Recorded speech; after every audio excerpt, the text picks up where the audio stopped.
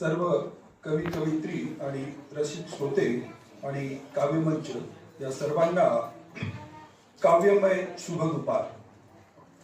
मी doctor आकाश वानखेडे मुंबईवरून विश्वात्मक कविकट्टा राज्यस्तरीय काव्य संमेलनात माझी एक रचना आपल्या समोर सादर करणार आहे. रचना सादर करण्यापूर्वी परिचय म्हणून 4 ओळी. या व्यवस्थेच्या कोंडमाऱ्यात मी पुरता अडकून गेलो होतो. या व्यवस्थेच्या कोंडमाऱ्यात मी पुरता अडकून गेलो होतो, पण माझ्या लेखणीनं बोलणं सोडलं नाही. माझ्या लेखणीनं बोलणं सोडलं नाही आणि ती बोंबलणं सोडणार सुद्धा नाही जोपर्यंत या व्यवस्थेच्या गळ्यात सकारात्मक घंटा बांधली जात नाही. माझी जळीत लेखणी जोपर्यंत या जळीत राखेतून निघत नाही तोपर्यंत अंधारातील वंचितांना तो उजीर दावल्याशिवाय माझी लेखणी थांबवणार नाही. आता प्रत्यक्ष माझ्या रचनेला सुरुवात करतो. आणि आपल्या सर्वांना माहीतच आहे की आपण आपल्या स्वातंत्र्याचा अमृत महोत्सव साजरा केलेला आहे, बरोबर, मागच्याच वर्षी. तर ते स्वातंत्र्य एक दिवस माझ्या सोबत चर्चा करायला आले आणि त्या स्वातंत्र्याने माझ्यासोबत काय चर्चा केलेली आहे ते मी रचनेत सादर करण्याचा आपल्यासमोर प्रयत्न करतो. आवडल्यास टाळ्या वाजवायला हरकत नाही, पण सक्ती नाही. ठीक आहे. मी स्वातंत्र्य.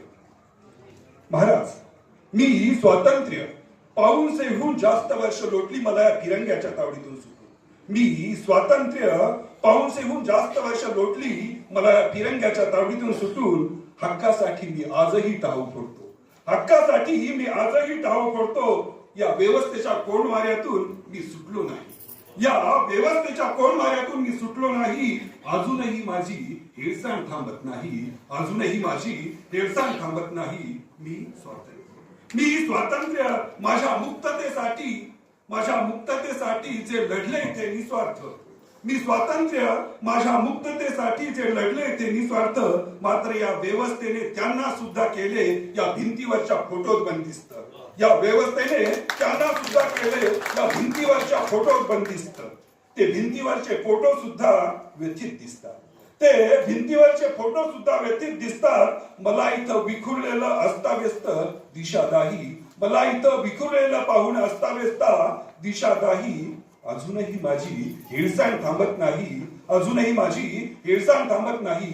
मी स्वातंत्र्य पण माझ्यावरच मला बोलू दिलं जात नाही. मी स्वातंत्र्य पण माझ्यावरच मला बोलू दिलं जात नाही.